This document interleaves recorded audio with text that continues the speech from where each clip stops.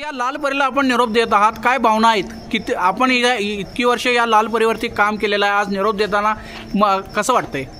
आज रापा महामंडळाला आता सध्याच 75 वर्षात रापा महामंडळानं पदार्पण केलं आहे आणि या 75 वर्षाच्या रापा महामंडळाच्या सेवा प्रवासात ही MH14BT 0905 या बसने गेली 17 वर्ष आजरा गडिंग्लज या मार्गावरती लाखो प्रवाशांची अविरत अशी सेवा केलेली आहे आणि अविरत सेवा करून करोडो रुपये महामंडळाला मिळवून दिलेले आहेत। त्याचा आज ह्या बसचा उद्याचा हा शेवटचा दिवस असून उद्या ह्या गाडीचा सेवानिवृत्तीचा दिवस आहे आणि ही उद्या गाडी रापा महामंडळाची 17 वर्षे करून उद्या रापा महामंडळातून सेवानिवृत्त होत आहे। आपण किती वर्ष या रापा महामंडळाच्या बसवर सेवा केलेली आहे? एकंदरीत आपला अनुभव कसा आहे? 17 वर्ष माझी रापा महामंडळामध्ये सेवा झाली आणि रापा मंडळाची सेवा करत असताना ज्या कर्मचाऱ्यांच्या रापा मंडळातील सर्व कर्मचारी अधिकारी यांच्या एकत्रित काम करत असताना रापा मंडळाचा एक चांगला अनुभव की आपण गोरगरीब जनतेची सेवा करतो आणि ही सेवा करत असताना काही चांगले बरे वाईट अनुभव येत असतात।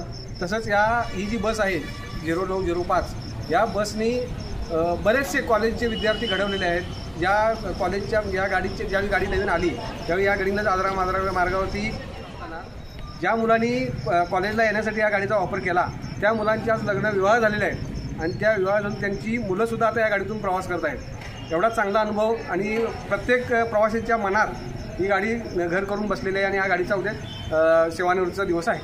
या गाडीवरती काम करत असताना आपल्या लक्षात राहिलेला असा एखादा कोणता अनुभव आहे का? लक्षात राहिलेला अनुभव म्हणजे ही गाडी कधीही मार्गात ब्रेकडाऊन राहिलेली आम्हाला तरी आठवत नाही।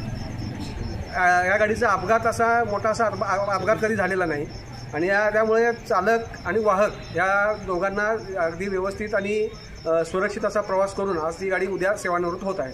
आपलं नाव? माझं नाव चालक MD मोरे, आजरा आगार। धन्यवाद। माझा जर प्रवास बघायला गेला तर देशाची सेवा आणि त्यानंतर STची सेवा म्हणजे जनसेवा। मी ह्या गाडीवर 14 वर्षे कमीत कमी या गाडीची म्हणजे जनसेवा केलेली आहे। पहिले देशसेवा आणि नंतर जनसेवा।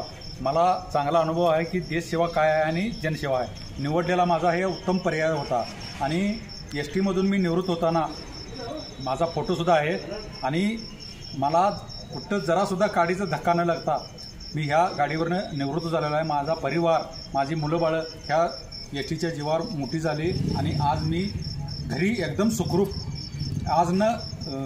ह्या गाडीनं धोका न देता मी निवृत्त झालेला आहे। आणि ह्या 905 जर सांगायचं झालं तर रातभर जरी सांगितलं तर संपणार नाही। एवढी या गाडीची म्हणजे ही लक्ष्मीच आहे घरची असं समजून मी इथं मला एका फोनवर मी इथं आलेलो आहे। एवढंच मला सांगायचं आहे।